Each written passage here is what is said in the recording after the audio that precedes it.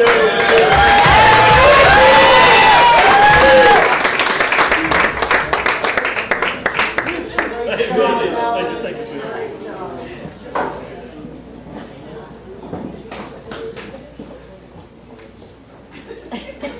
my goddaughter, y'all.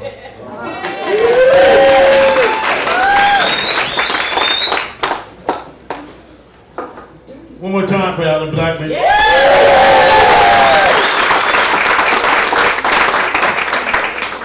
All right, so let's keep this shit going, man.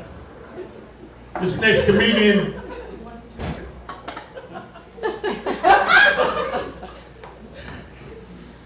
Next to the stage, a comedian that tours all over the country and produces shows with all the Saturday night alumni.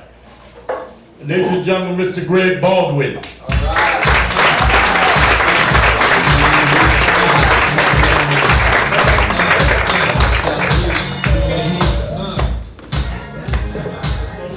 Can we give it up for old school one more time?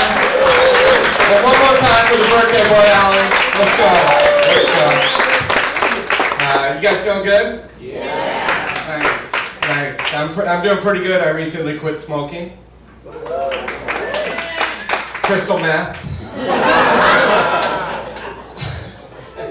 I actually had a good reason.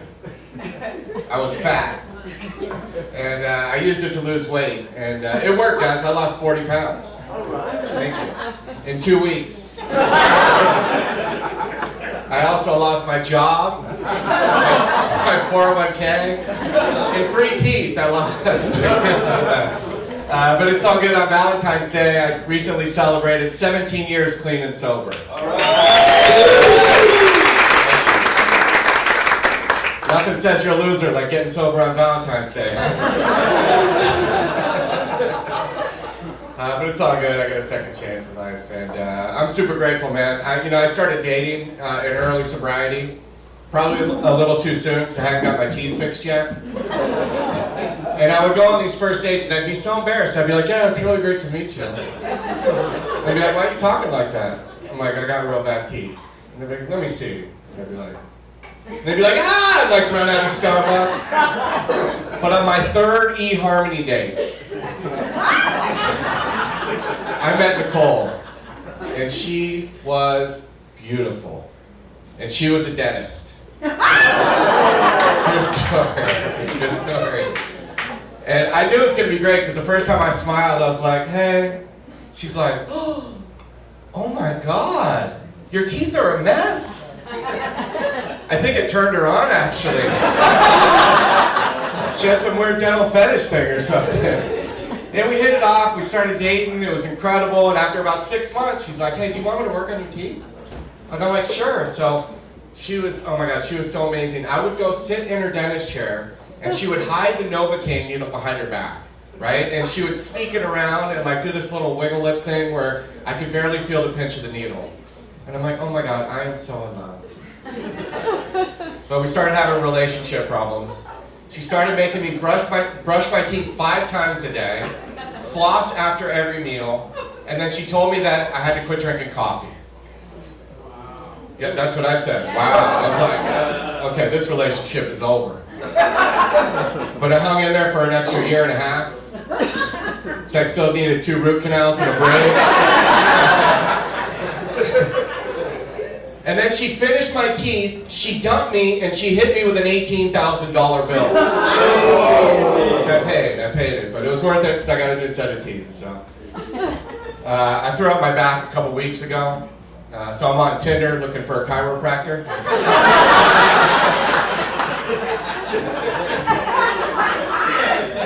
And it's almost time for a prostate exam. So I created a Grindr profile for that.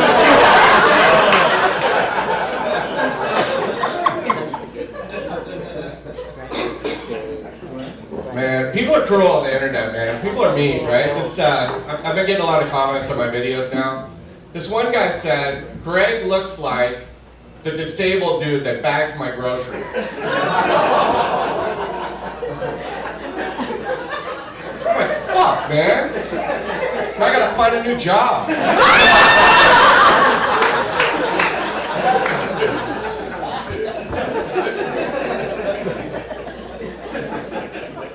lunch with one of my good friends. Real good friend. I've known him my whole life. And casually, in conversation, he says to me, he goes, "Hey man," he goes, "I just want you to know something." And I'm like, "Okay." And he's like, "You know, I really like chicks with big dicks." And you know, listen, I'm progressive, but I was like, holy shit, I'm like, that's great, man, you know, that's awesome, right? I'm like, holy shit, so I didn't say anything to him for years, right? Whenever I saw my boy, I was like, holy shit, dude, he likes chicks with big dicks, dude. That's crazy, right? Finally, I got up enough courage, and I asked him, I said, "Is that true what you told me?" And he goes, "What?" And I go, "That you like chicks with big dicks." He goes, "What?" I go, "That's what you told me, dude, like 3 years ago." He goes, "No, I didn't." And I go, "Yeah, you did." And he goes, "No." He goes, "I said chicks with big tits."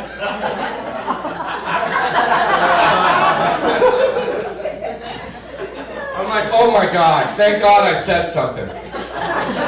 So I was in charge of his bachelor party. I had to call and change my order. I'm like, "I'm sorry, can we get that with no pepperoni, please?"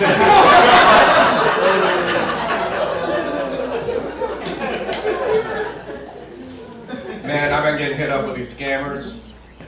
And here's what the scam is. The scam is they hack your friends' Facebook profiles.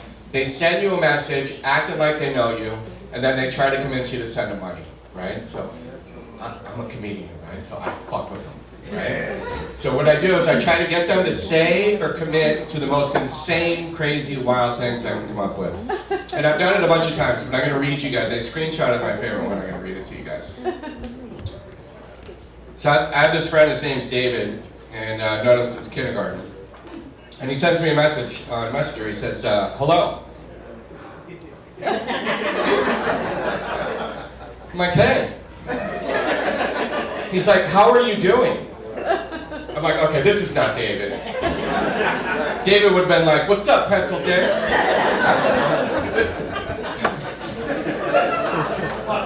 He says, "Can I ask a quick favor from you?" I'm like, "What do you need?" He says, "I am sorry for bothering you with this mail." Okay, now I know it's foreign. Right? I need to get an Amazon gift cards for my niece. It's her birthday, but I can't do this now because I'm currently traveling. Can you get it from any store around you? I'll pay you back as soon as I am back. Kindly let me know if you can handle this. So I write back, "Where are you traveling?"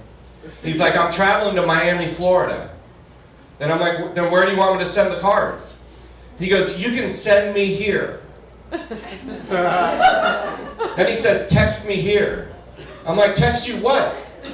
He goes, "The cards." I'm like, "How the fuck do I text cards? I need to send them." He says, "Yes."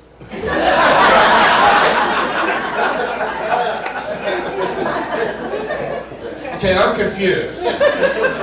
So I switch gears on him. "David, I am so sorry our relationship ended the way it did. I miss you so much. Can we date again when you get back from Florida?" He gave me a thumbs up. Yeah, he gave me a thumbs up. Then he comes at me and he says, "When are you getting the cards?"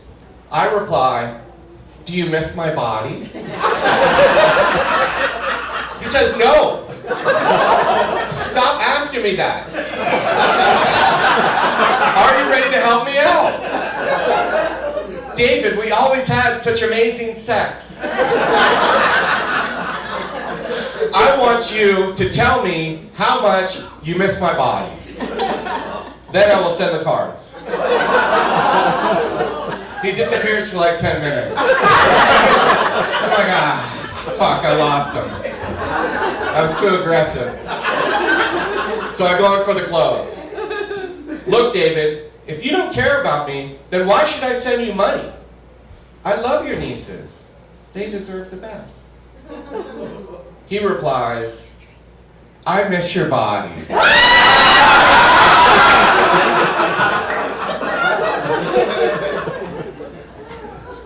So we're dating now.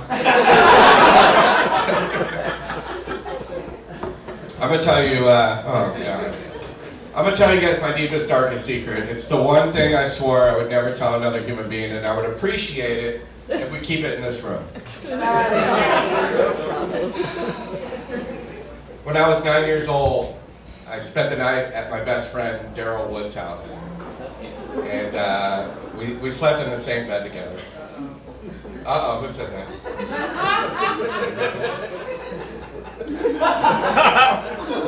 He knows. I figured. You figured, huh? You too, huh? You did it too when you were a kid? Anybody know what that is? Sword fight. Yes. Listen, I told you it was embarrassing. I rubbed wieners with Daryl Wood when I was 9 years old, okay? We were both 9, okay? And you know what? Fuck you guys. I liked it. Okay? It was the best day of my life. It felt amazing. 5 years later, I hit puberty and I started liking girls. And I'm like, oh shit. Oh shit. I rub wieners with another guy. I'm gay. Oh my God, I'm gay. And listen, there is absolutely nothing wrong with being gay. Okay? I support the LBTOGYN community. Okay?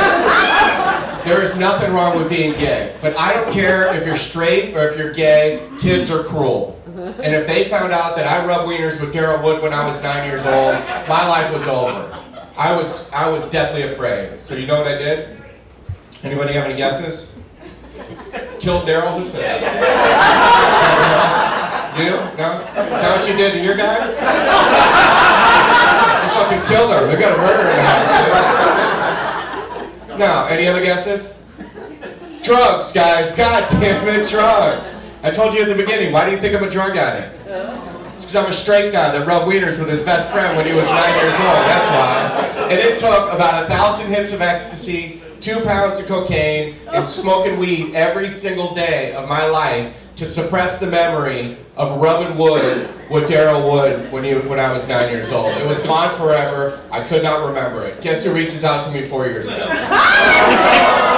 Yeah, you guessed it, Daryl Wood. And listen, I do not even remember the wiener rubbing incident, right? Because I had suppressed it with drug addiction, right? So he sends me a message on Facebook. I'm like, holy shit, Daryl Wood, I haven't talked to this guy in 30 years. So he sends me a message, he's like, hey, can I call you? And I'm like, sure. So I send him my phone number. He calls me up and he goes, Greg, man, I've been following your comedy career, dude. You're touring the country with guys from SNL. And I'm like, yeah. And he's like, Greg, I'm so proud of you. And I said, you know what, Daryl? Thank you so much. That means so much to me. And then he said to me, he goes, hey, remember that time we were 9 years old and we were And I'm like, dude, what the fuck, dude? You can't just bring that up out of the blue. Just wasted 20 years of drug addiction, dude. Like, why, you got any coke? Now listen, I'm a grown man, okay? I'm a grown man, I'm a straight man that had a gay experience when he was a kid. Round of applause if you think it's no big deal that a straight guy like myself had a gay experience when he was a kid. Thank you to all the gay people and the women in the audience. I saw you guys clapping, dude. Alright, here's a question for the straight men. This is for the straight men. Round of applause if you're a straight male and you had a gay experience when you were a kid.